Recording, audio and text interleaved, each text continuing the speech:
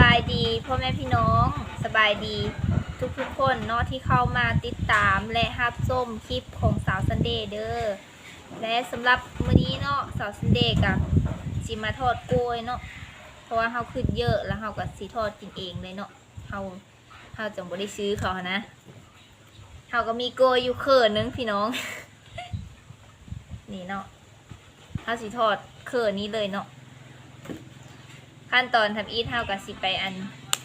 ไปแกะเปิดอ้อเนาะแกะกล้วยเอาแต่ทางในมันแล้วก็มาซอยเนาะไปนี่เฮาไปเบิ่งน้ำเดียวเลยเนาะนี่เนาะเฮาก็สิมาผ้าเอาแบบนี้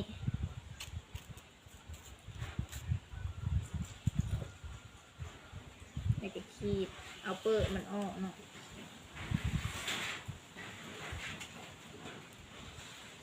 อากาศมื้อนี้กะลมคือเก่าเนาะแบบหนาวอยู่ได้แต่กับพออยู่เนาะพอดีอยู่สำหรับสัปดาห์เดย์นะแล้วก็มีแดดแน่นะ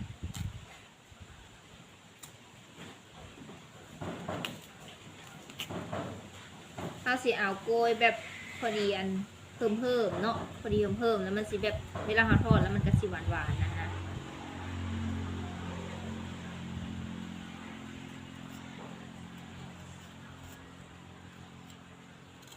โกยก็คืออยู่ในโซนของเขาเองเขาหากกับไปตัดมาเมื่อวานนี้เนาะ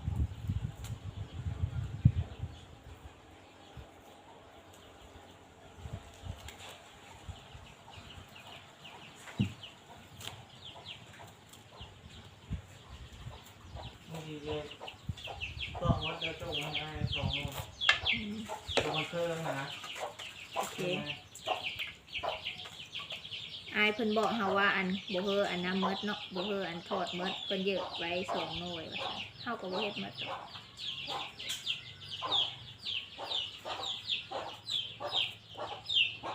โกยพอดีทอดเลยได้พี่น้องเลย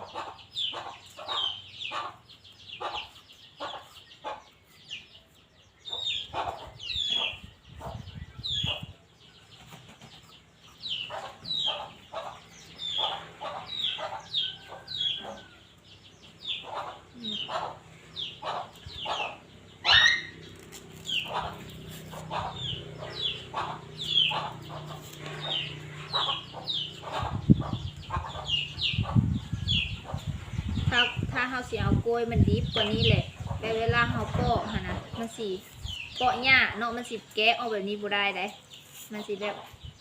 มันสิติดหั่นนะแล้วก็ยางก็หลายแต่อันนี้ค่ะคือแบบกล้วยที่แบบพอดีเลยเนาะบ่นะเกินไปบ่สุกเกินไปแล้วก็บ่ดิบเกินไปพอดี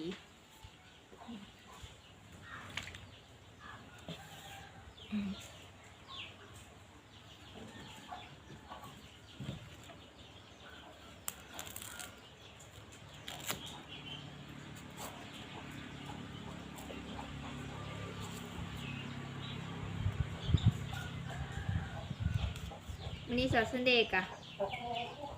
อยู่เฮิร์นกับอายเนาะกับแม่ผม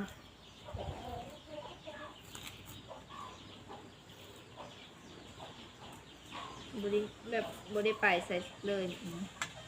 ตะกี้ค่ะไปเฮ็ดโหเลยแล้วเนาะโหสวนมันนะคะเอากับพักผ่อน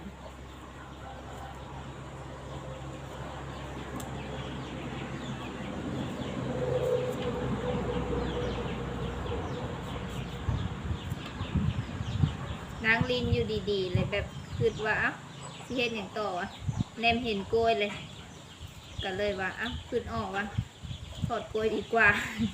แต่ก็คิดเยอะเนี่ยเนาะเราก็เลยทอดกินยามหนาวแบบนี้พักได้พี่น้องเอ้ยทอดกล้วยยามหนาวเนาะ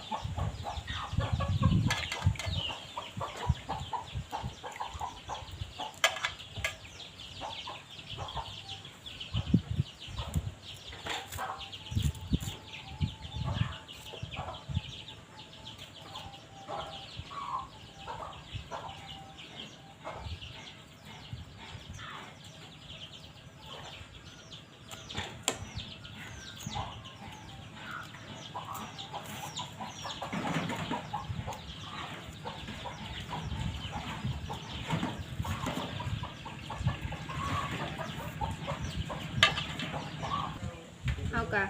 อันเปาะเปิดแล้วเนาะเฮาสิมาอันซอยบัดน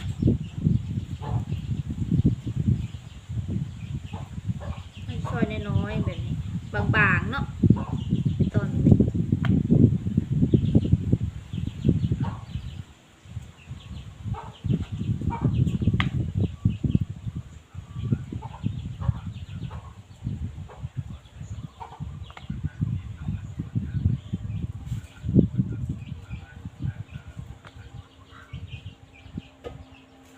ไปเบิ่งน้ำสาวซันเดย์เลยว่ามันเสียนสิทอดกรอบอยู่บ่เนาะโกยแบบคือเยอะซุปและนี่แหละนะแบบมันอ่อนเลยเนาะว่าสิทอดกรอบบอสำหรับการทอดโกยเฮามื้อนี้เนาะ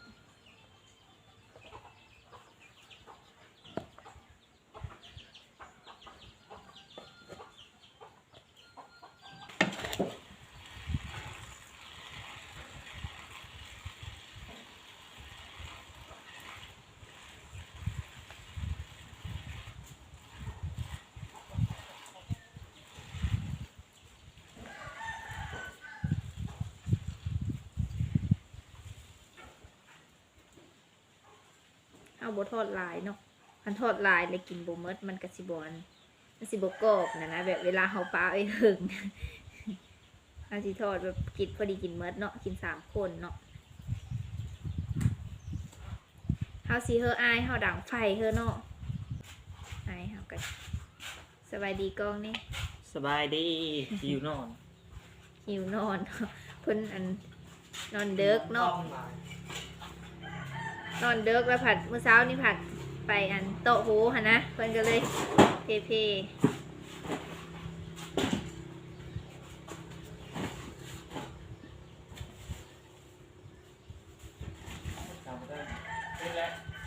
ฮะยัง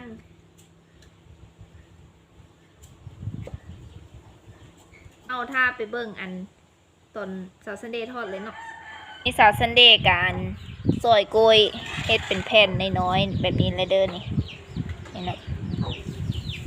ถ้าไปเบิ่งน้ำเดียวเนาะว่ามันสิกรอบบ่หรือว่าแนวเลิกอะไปเบิ่งน้ำเดียวเลยเนาะไปตอนนี้เฮาสีทอดโกยเนาะพี่น้องหม้อขางเฮานี่เลยเฮาก็สิค้างขึ้นเฮาหม้อขางฟดแล้วเฮาก็สิเอาน้ำมันมาเสิร์ฟ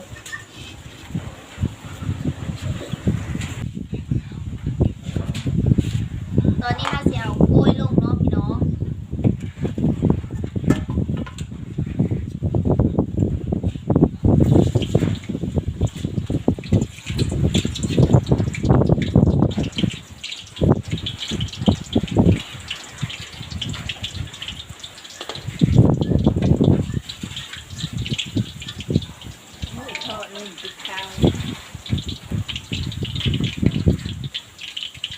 โคตรคักกว่านั้นอ่ะ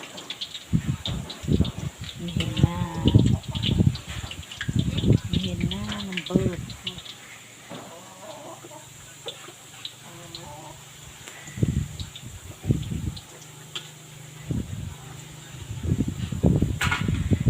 สาวซันเล่เพิ่นทอดโกยสู่แม่สู่อายกินได้ไม่ได้มันเห็ดนี่ตัวนี้ จักสิกรอบหรือบ่กรอบได้ขนาดมาลุ้นนำกันเนาะเห็นบ่นะ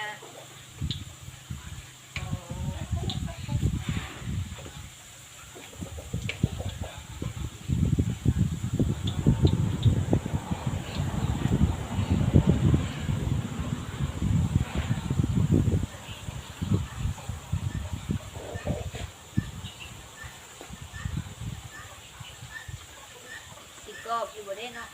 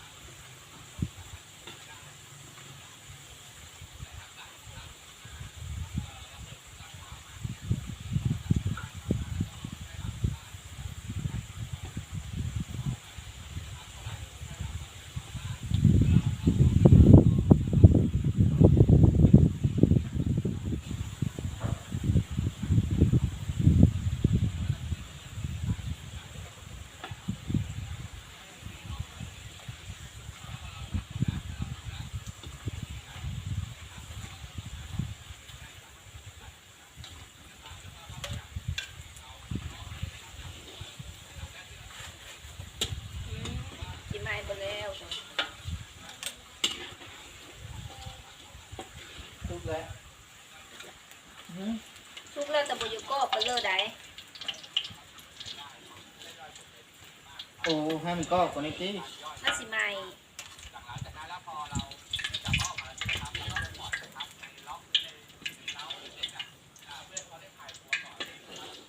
แล้วจุดนี้ลองลูกอีแม่ไปใช่ไหม เนี่ยข้างในอายเฮาเพิ่นสิชิมเลยเนาะ สี่ตอนนั้น ต้องมาเย็นก่อนปลาวันนี้ดิ ไปเลย ไปเลยกับไปเลยเอาไปเลยเพิ่นว่า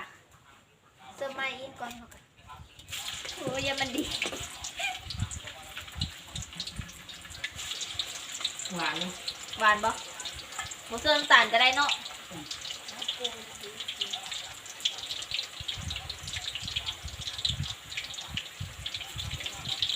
ข้าวกินอันน้ำมูกข้าวตะโกยเขาทอดแล้วนะ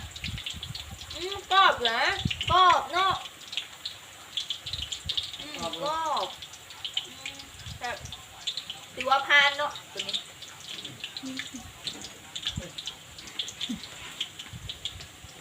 หวานแบบห้าโบต้องกันเสื้อน้ำตาลเลยก็ได้เนาะมันหวานอยู่เลยเด้โกยเพิ่ม แล้ว รู้แล้ว โอ้ยเฮิม แม่ก็คือว่าเอามาผ้าหนา กระโตะต้นไม้นะ นี่กระต้อบูนนี่ โบนะกระโตะ นี่บอก นั่นแหละเขาหาอยู่บ่เห็น หรือปิ่น กระต้ออันงามๆมัน เป็นเรื่องแม่ก็บ่ก็เนาะเอามันสิไหม่เด็ก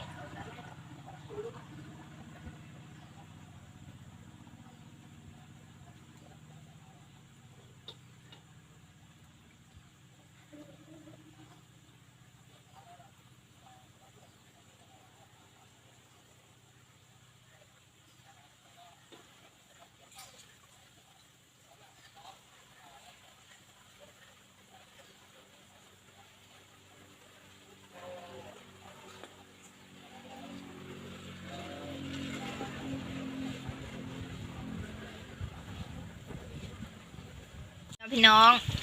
ทอดโกยของสาวซันเดย์กะสีสันแบบงามอยู่เลยพี่น้องเลยนี่แม่เขาเพิ่นเอาไปกินกับอายเขาเลย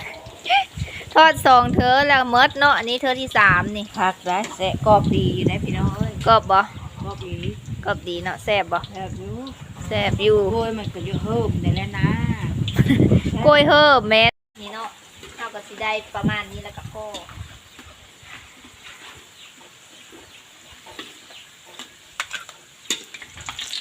อุ้ยร้อนแตะเสียเฮานี่เนาะพี่น้องเฮาก็ได้อันทอดโกยแล้วเลยเด้อนี่ซีซันกับสิประมาณนี้เดี๋ยวสาวซันเดย์สิซีมให้พี่น้องเบิ่งเนาะ